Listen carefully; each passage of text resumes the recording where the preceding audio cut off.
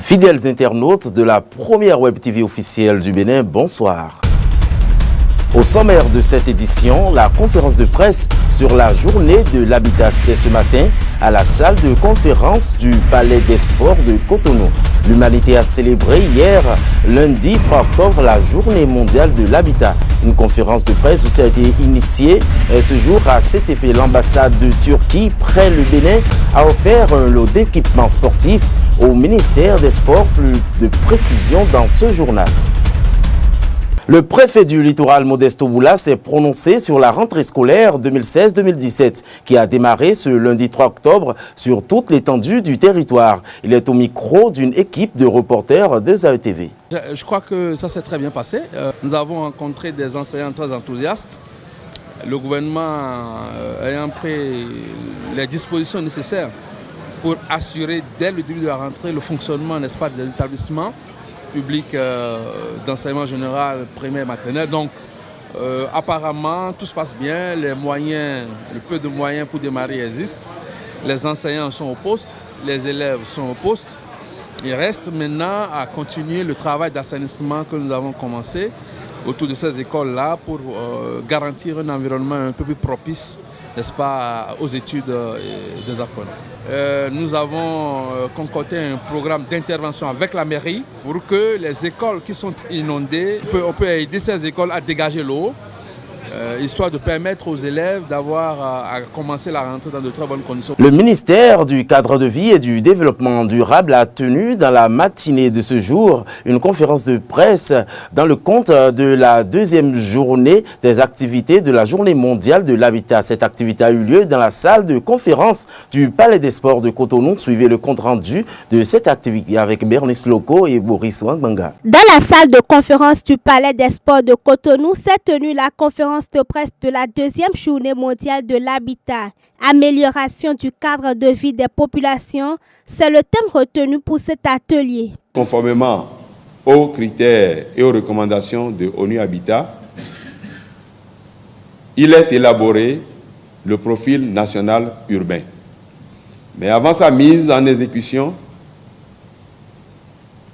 l'équipe pays, dont je salue les membres en passant, doit valider ce projet de profil urbain national afin que, dès 2017, notre pays puisse bénéficier des financements nécessaires de la part de nos partenaires techniques et financiers. Le logement d'abord, c'est le gage d'un développement durable. Le maire de la ville d'Abomey saisit l'occasion pour parler de la gestion des bidonvilles dans sa commune. Abomey, c'est une ville historique, regorgée de beaucoup de patrimoines culturels tangibles et intangibles.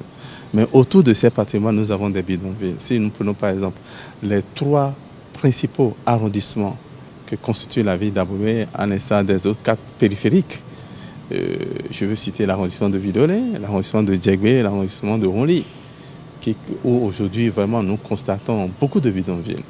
Et pour un développement touristique, créer de l'emploi, attirer les étrangers, les touristes vers la ville d'Abomey, il faut quand même améliorer les conditions dans ces bidonvilles-là. Et c'est ça l'importance de ce projet PPAB qui est arrivé à point nommé pour que nous puissions dans un premier temps améliorer le transport au niveau d'un bidonville, procéder à l'assainissement et à un cadre de vie sain à nos populations et mettre toutes ces infrastructures d'accueil capables d'attirer davantage des touristes et créatrices d'emplois pour nos jeunes au cours de différents corps de métiers tels que l'artisanat, les arts, pour n'en citer que. Les participants et organisateurs souhaitent que d'ici 2017, les projets inscrits démarrent dans le cadre de l'amélioration des bidonvilles. La première édition du Salon international de l'immobilier et des matériaux de construction SI 2e 2016 se déroule du 3 au 8 octobre sur l'esplanade du stade Général Mathieu Kérékou. Suivons le résumé du lancement de cet événement. L'esplanade du stade Général Mathieu Kérékou accueille du 3 au 8 octobre 2016 la première édition du Salon international de l'immobilier et des matériaux de construction SI 2e 2016. Un marché d'exposition d'œuvres locales des entreprises opérant dans les secteurs des BTP, la géotechnique, l'architecture, le revêtement ou dans les mesures de protection de l'environnement sont tant à découvrir au cours de cette exposition. Une initiative de Marouf Amadou, promoteur de l'événement. Nous organisons du moins ce salon dans le cadre de la Journée mondiale de l'habitat. C'est un événement qui se déroule du 3 au 8 octobre sur l'esplanade du stade Mathieu Kérékou et au niveau de la salle de conférence du stade Mathieu Kérékou. Ça se passe en 3 parties. Il y a des expositions ventes, il y a des conférences débats et ça va se solder par un dîner de gala. Sans oublier l'édition d'un magazine. Les journées portes ouvertes du Salon international de l'immobilier entrent en ligne de compte de la 31e édition de la Journée mondiale de l'habitat célébrée tous les premiers lundis du mois d'octobre. Sous le thème « Améliorer le cadre de vie », José Didier Tonato a délivré un message à la nation entrant dans la vision de développement durable du gouvernement de la rupture. La première édition de la Journée mondiale de l'habitat date de 1986. Suite à la résolution 40/202A de l'Assemblée générale des Nations unies qui, en 1985, a proclamé le premier lundi du mois d'octobre de chaque année Journée mondiale de l'habitat. L'Unité internationale a perçu, une dizaine d'années après la conférence Habitat de Vancouver, la nécessité de s'organiser pour lutter contre la pauvreté urbaine et rurale par l'amélioration constante du cadre de vie de l'homme, de veiller au droit de chacun de nous de disposer d'un logement décent, ainsi qu'à la responsabilité de tous d'œuvrer en permanence pour un meilleur avenir de l'habitat humain. Le rendez-vous est pris pour une autre commémoration de la Journée mondiale de l'habitat, mais le Salon international de l'immobilier et des matériaux de construction se poursuit. Le lancement de la quinzaine de sensibilisation portant sur la protection de l'enfance en République du Bénin a eu lieu ce jour à la maison de la société civile de Cotonou. Des organisations non gouvernementales et des syndicats étaient représentés à la Fondation Regard d'Amour, présidée par Claire Rougan à Yémona. Le point avec Enoch Lahadé et Billy Laibi. La quinzaine de sensibilisation portant sur la protection de l'enfance en République du Bénin s'est tenue à la maison de la société civile ce mardi 4 octobre à Cotonou. À cette occasion, le président du changement social bénin, Ralmer Gandaro, a énoncé les raisons de cette activité. Par la suite, le président de l'ONG Enfants Social Solidarité Afrique et Monde, Norbert Akbo, a décrit la situation des enfants démunis au Bénin non prise en compte par les autorités concernées. Il serait important pour nous en fait de mobiliser suffisamment autour de la question pour rappeler à l'État béninois, notamment à notre gouvernement, ses obligations en ce qui concerne la protection de l'enfance. Voyez, des questions essentielles ont été soulevées dans ces recommandations. La question liée aux violences faites aux enfants, aux filles notamment, les violences à caractère sexiste, la question liée au travail forcé des enfants, la question liée au phénomène de Vilomengo, la question liée à la déscolarisation précoce des jeunes filles et la question liée au défaut d'enregistrement en milieu rural des enfants.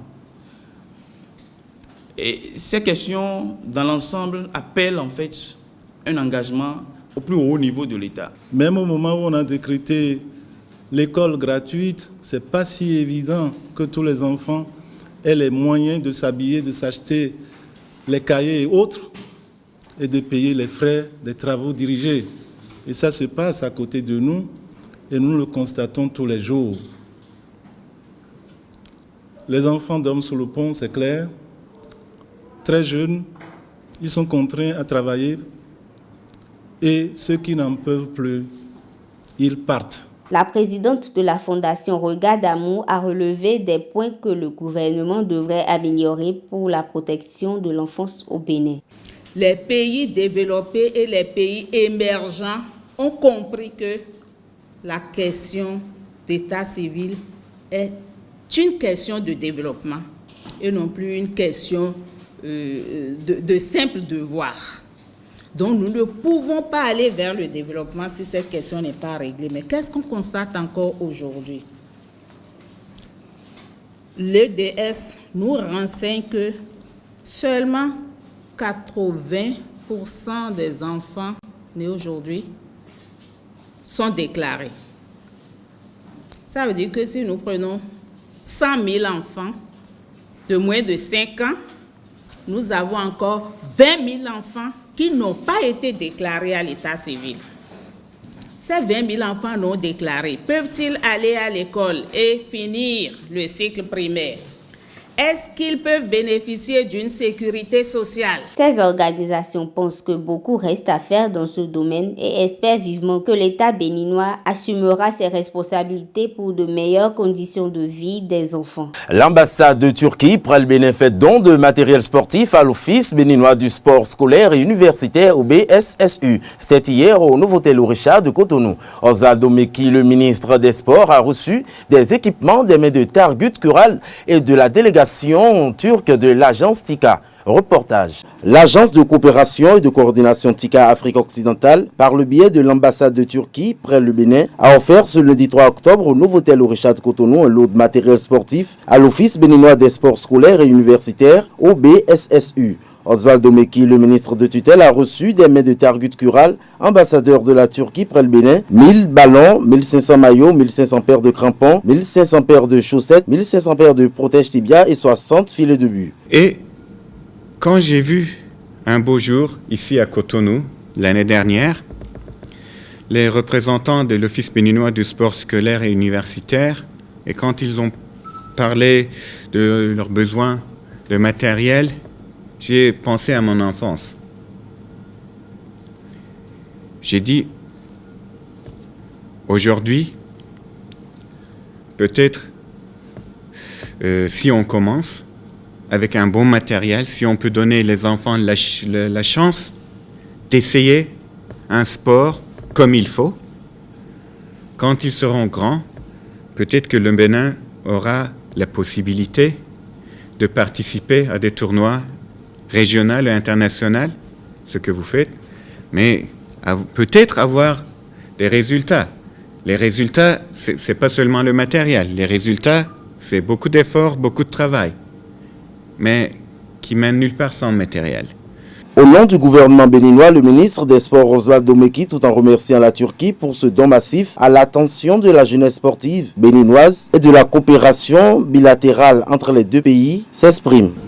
Au nom du gouvernement béninois, remercier très sincèrement nos amis et frères de la Turquie qui, à travers ce don massif et important, témoignent une fois encore de l'amitié entre nos deux peuples.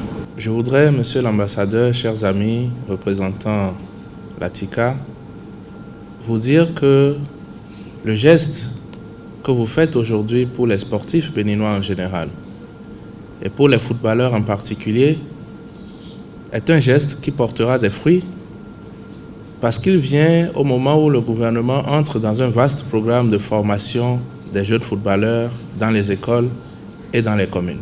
Cette donation d'équipement à l'endroit de la jeunesse vient à point nommé car elle contribuera à l'accomplissement du vaste programme de formation des footballeurs dans les écoles et dans les communes. À présent, la page inter, c'est une compilation signée Boris Wangbanga. Les informations en dehors du Bénin au Mali, 2 enfants âgés de 6 et 8 ans ont été enlevés le week-end dernier à Bamako. L'affaire a créé une vive émotion et le père des enfants, un des responsables d'un groupe armé Touareg, membre du processus de paix, se dit très inquiet. Ces 2 enfants jouaient devant son domicile à Bamako lorsqu'ils ont été rapidement kidnappés. Un peu plus tard, les ravisseurs ont appelé le père de la famille pour demander une rançon. En Côte d'Ivoire, un rassemblement de l'opposition ivoirienne prévu ce mercredi devant l'Assemblée nationale a été interdit. Le chef de l'État, Alassane Ouattara, y est attendu pour présenter le projet de la nouvelle constitution. La police a donc mis en garde les organisateurs contre toute tentative de trouble à l'ordre public, a souligné Sidiki Diakité, le préfet de la police d'Abidjan. Motif, la police affirme n'avoir reçu aucune demande pour l'organisation de manifestations devant le Parlement. De la Côte d'Ivoire, allons en République démocratique du Congo. La Cour pénale internationale a répondu aux cris de détresse adressés ce lundi par la société civile de Béni dans l'est de la RDC. Celle-ci demandait à la Cour de la Haye d'enquêter sur les massacres à répétition qui endeuillent depuis 2 ans la population dans cette zone du Nord Kivu. Interpellée, la CPI répond que le bureau du procureur a ouvert une enquête sur la RDC dès 2004. Une enquête qui a déjà abouti à 5 mandats d'arrêt et 2 condamnations. À Addis Abeba, la ville éthiopienne de Bitsoufa est en deuil après la mort d'au moins une 60aine de personnes piégées dans un mouvement de foule après des affrontements avec la police pendant le traditionnel festival Oromo Iresha. La région Oromo est la plus importante du pays et est en proie à un vaste mouvement de contestation antigouvernementale. En Méditerranée, plus de 5600 personnes ont été secourues grâce à plusieurs navires humanitaires qui ont été mobilisés en mer. Parmi ces navires, il y avait celui de l'ONG SOS Méditerranée. L'Aquarius est entré en action très tôt ce lundi matin. Ce lundi 3 octobre, l'Italie célébrait la journée du souvenir des victimes de Lampedusa. Il y a 3 ans, le naufrage d'une embarcation avec des migrants à bord avait fait plus de 360 morts non loin de cette île située au sud de la Sicile. Les nouvelles à l'international se terminent en Afrique centrale où l'ancien légende et capitaine des Lions indomptables du Cameroun, Rigobert Song, a été victime d'un accident cardiovasculaire cérébral ce dimanche 2 octobre à Yaoundé. Selon la radio d'État camerounaise, il se trouverait depuis ce lundi matin dans le coma. L'ex-capitaine de l'équipe nationale du Cameroun et actuel sélectionneur des Lions sera évacué vers la France ce mardi pour des soins intensifs. Rigobert Song, qui pourrait être accueilli à son arrivée mercredi matin dans l'hôpital parisien de la Pitié-Salpêtrière, reste toutefois dans un état préoccupant. Retour au Bénin après la destitution du maire de Parakou, Souradjou Karimou, le mois dernier. Le nouveau locataire de l'hôtel de ville de la cité des Kobourou est désormais connu. Karina Deni nous donne plus d'informations. Le nouveau patron de l'hôtel de ville de Parakou est désormais connu. Il s'agit de Charles Toko, élu ce 3 octobre 2016 par 23 voix pour et 1 nul lors d'un vote à huis clos sous l'égide du préfet du Borgou, Moussa Djibril Mama Sissé, et sous haute surveillance policière. Charles Toko prend ainsi les rênes de la ville de Parakou pour 3 ans et 10 mois en remplacement à Souradjou Karimou Adamou, destitué le 19 septembre dernier. Le maire déchu a été accusé par 19 conseillers de mauvaise gestion, de navigation à vue et de faire une gestion opaque caractérisée par des commandes et contrats de marché public sans aucun respect des normes et dispositions du Code des marchés publics. Rappelons que l'actuel citoyen de la cité des Kobourou est un journaliste. Il est le patron du groupe de presse Le Matinal, un homme d'affaires. Il est le seul militant de l'Alliance Soleil qui fait partie de l'équipe dirigeante de la municipalité de Parakou. Fin de ce JT que je vous remercie d'avoir suivi sur le www.aetv.com. On se retrouve même heure, même site. Bonsoir.